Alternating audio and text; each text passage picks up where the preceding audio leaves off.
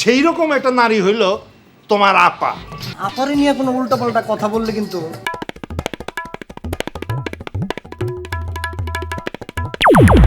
আমার এই বুড়ো বয়সে নায়িকা বানাবে নাকি? আচ্ছা তোমরা তো বিরক্ত করছো কেন আমাকে বলো তো?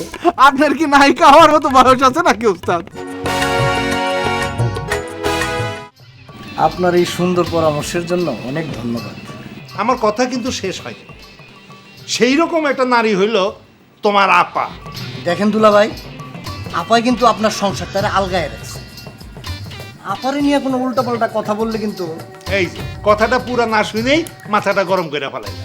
আচ্ছা ঠিক আছে, আমি তো স্বীকার করতেছি যে আমার সাথে বিবাহ হওয়ার পরে তোমার বোনের মানে তোমার আপার কোনো খামতি চোখে পড়ে নাই বা ধরা পড়ে নাই, ঠিক আছে। কিন্তু বিয়ের আগে বিবাহর আগে আপা আরো অনেক ভালো ছিল। তাহলে নিশ্চয়ই আমার শ্বশুর শাশুড়ির চরিত্রে দোষ ছিল। দুলাভাই, আপনি কিন্তু সীমা ছাড়াই যাইতেছেন। আমার মাথায় গিয়ে রক্ত উঠে যাইতেছে।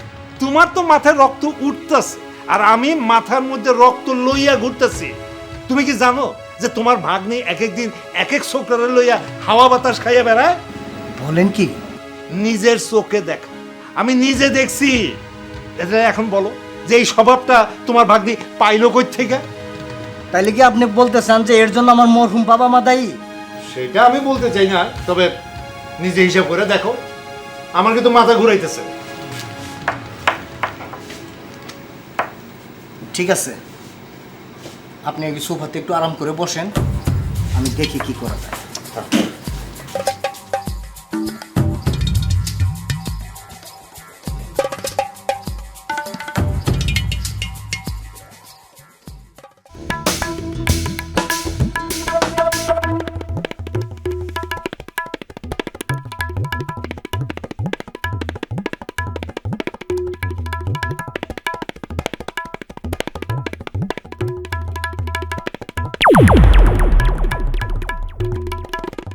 শোনো, সন্তানের স্বভাব চরিত্র তৈরি হয় বাপ মার রক্তের ধারার থেকে। আমার কথাই যদি ধরো, আমার স্বভাব চরিত্র কোনোদিনই খারাপ ছিল না, এখনো নাই, আল্লাহ দিলে। তবে হ্যাঁ, বলতে পারো যে টাকা পয়সার দিকে আমার একটু অন্যরকম দুর্বলতা আছে।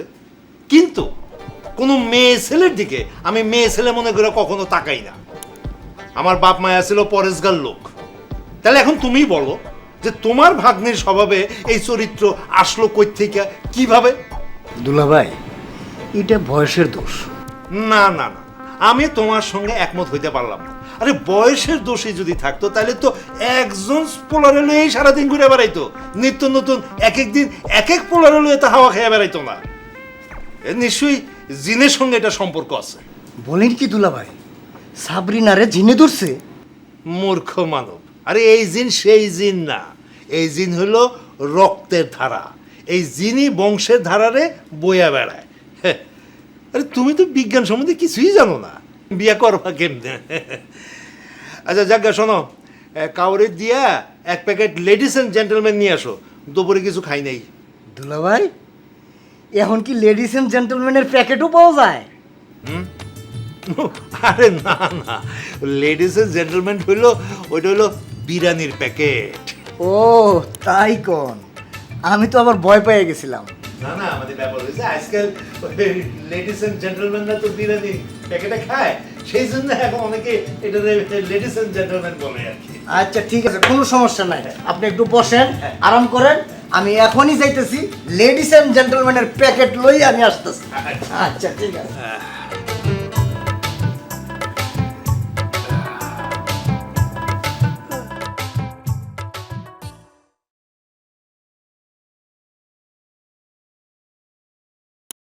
হ্যালো, আসসালামু আলাইকুম ওস্তাদ, আমি হেকমত আলী মহব্বতী।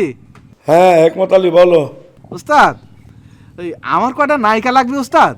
আমার এই বুড়ো বয়সে নায়িকা বানাবে নাকি? আচ্ছা তোমরা তো বিরক্ত করছো কেন আমাকে বলো তো? উস্তাদ, আপনার কি নায়িকা হওয়ার মতো বয়স আছে নাকি উস্তাদ? আর আমি আপনাকে নায়িকা বানাতে যাবো কি জন্য? আমি বলতে চাচ্ছি উস্তাদ যে আমি আপনার শহরে আসতেছি নায়িকার খোঁজে। আমাকে কিন্তু উস্তাদ কটা নায়িকা দিয়ে সহযোগিতা করাই লাগবে উস্তাদ। আমি খুব বিপদের মধ্যে আছি উস্তাদ। আচ্ছা ঠিক আছে ঠিক আছে, তোমরা আসো। এখন তো তোমরা অনেক ব্যস্ত মানুষ, এই সময় যে তুমি তোমার ওই বুড়ো ওস্তাদকে মনে রেখেছো সেজন্য আমি অনেক ধন্য। তাহলে রাখি ওস্তাদ। হুম, ঠিক আছে। জি, সালাম আলাইকুম ওস্তাদ। এবার একটা কাজের কাজ হলো।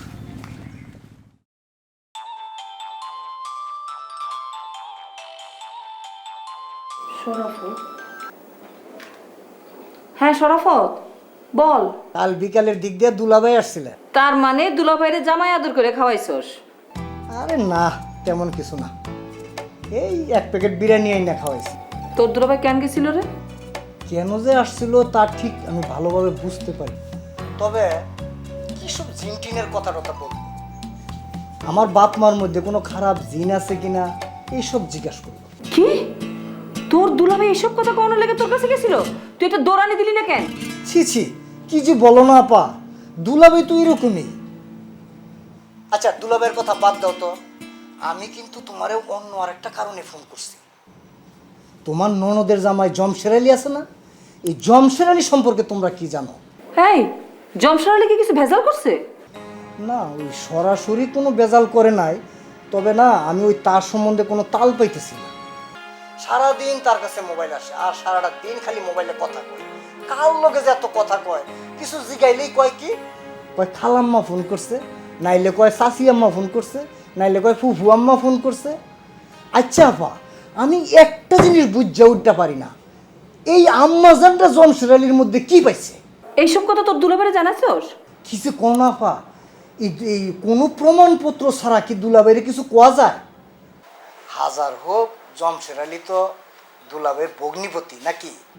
আর শোনো, তুমি কিন্তু দুলাভাইরে এখনই কিছু বলতে যাইও না, তাইলে আবার দেখবা এক জায়গার আগুন আরেক জায়গায় গিয়ে লেগে গেছে। সে কি হিসাব নিকাশে কোনো গোজামিল দিছে নাকি? না, ওই রকম কিছু পাই নাই, তবে একটা ঘটনা কি জানো আপা, ওই সেদিন দেখলাম ওই আমরার পাড়ার ওই বিধবা একটা জোয়ান ছোকরি তার সাথে কথা কইতেছে। কি কইতাছস? হ্যাঁ, তাহলে বেদানার ভবিষ্যৎ কি? তুমি কোনো চিন্তা করো না, আমি জাস্ট তোমারে জানায় রাখলাম, তুমি কিন্তু দুলাভাইরে এখনই কিছু কিন্তু বইলো না, ঠিক আছে? আচ্ছা ঠিক আছে। জমশের আলী রজনী, বেদানার কি হইব?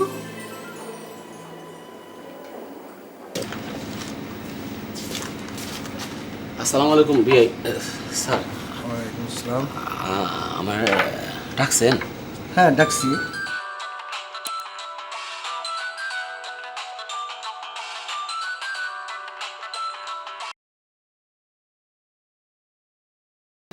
সারাদিন তোমার কত মোবাইল আসে? স্যার আমি তো আর কাউরে ফোন করতে কয়ে দিই না, তাছাড়া তারা তো ফোন করে তার আর প্রয়োজনে, আমার তো কিছু করার নাই। তখন তো বলছো তোমার বাপ মা ভাই বোন কেউই নাই, তাছাড়া ওই বেদনার কাছেও তো মোবাইল নাই, তাইলে ওই সারাদিন তোমারে কে মোবাইল করে?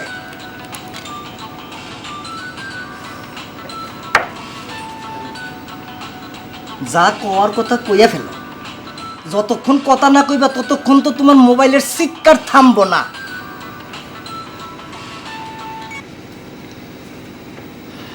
হ্যালো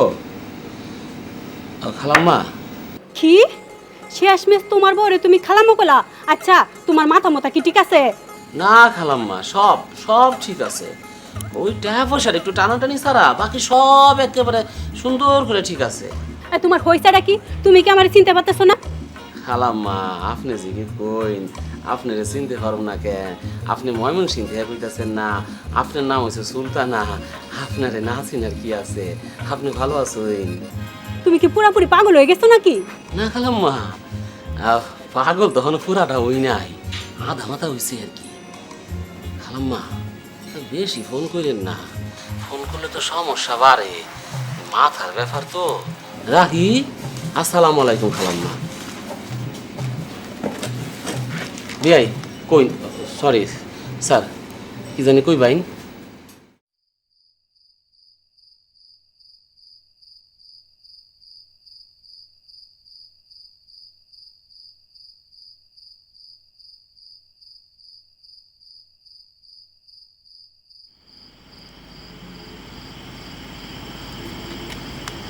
ইয়া হাবিবি, কে আই লাভ ইউ।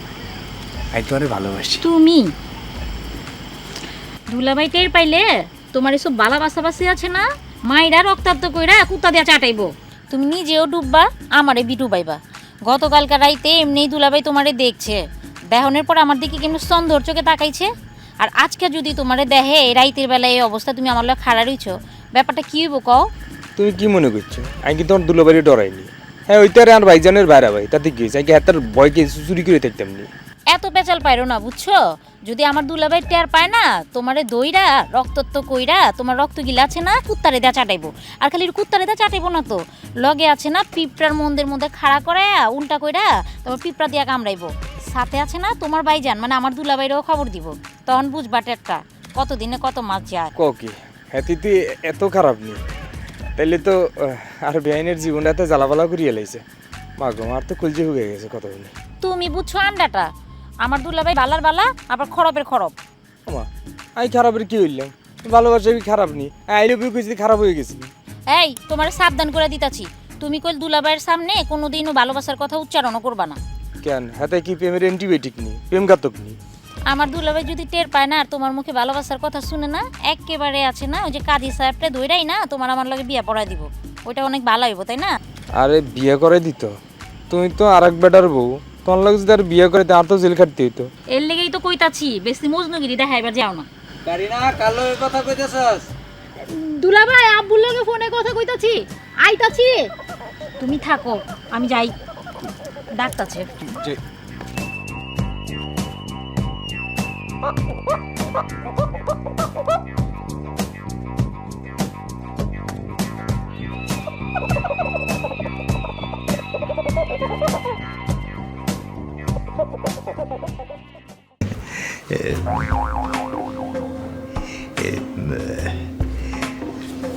পার্টি কোনটা জানি, আজকেরটা না আগেরটা? পার্টি? কিসের পার্টি আব্বা? সবই তো বুঝো, তবু আবার এই অবুঝের ভান করো কে? টাকা কার বেশি? কি সব পাগলের মতো কথা বলতেছো আব্বা? কার টাকা বেশি সেটা আমি কেমন করে বলবো? আমি তো কিছু বুঝতে পারতেছি না। তুমি বুঝতেছো না? আমি জানি আজ সারাদিন ওই রসিক বন্ধুরে লইয়া রিক্সায় জুড়ে হাওয়া বাতাস খাইয়া বেড়াইছো, আমি সব দেখছি। আমার চোখে ফাঁকি দাও এত সোজা না। ও বুঝতে পারছি আব্বা, এতে ধুলা দেওয়ার কি আছে? ও তো মিজানের বন্ধু। ও বুঝলাম, ও তোমার কিছু না, মিজানের বন্ধু। তা এই মিজান ভাগ্যবানটা কে? গতকাল যারে আমার সাথে রিক্সায় দেখছো? এই তো এইবারে গেলে পানির মতো পরিষ্কার হয়ে গেছে। তার মানে ওই মিজান তোরে না জানে বিয়ে করে ফেলাইছে, আর সেই সুযোগে তুই তার বন্ধুরে পটলাইয়া ফিটিং দিয়ে ফেলাইছে। আব্বা তোমার ভুল হইতেছে আব্বা, মিজান তো বিয়েই করে নাই। হ্যাঁ, তাহলে তো আরো শরমের ব্যাপার। কি হইছে? তার মানে তুই দুই বন্ধুর লোকে একসাথে? সি সি সি সি সি সি, এই সাবরিনার মা, সাবরিনার মা। আব্বা ও মা, কি কয় এসব? সাবরিনার মা, সাবরিনার মা, এই যে সাবরিনার মা। আচ্ছা তোমারে আমি অনুরোধ করে কই, দরকার হলে তোমার হাতে পায়ে ধরতে আমি রাজি আছি, তবু তুমি সত্য কথাটা কও। কি কইতাছো? কিসের সত্য কথা? আরে তোমার বাইরে তো অনেক অনুরোধ করছি, কিন্তু সেই কিছুতেই বললো না। আমি জানি তুমিও বলবা না, তবু খসমের মনের কথা চিন্তা করে তোমার কিন্তু সত্য কথাটা বলাই উচিত।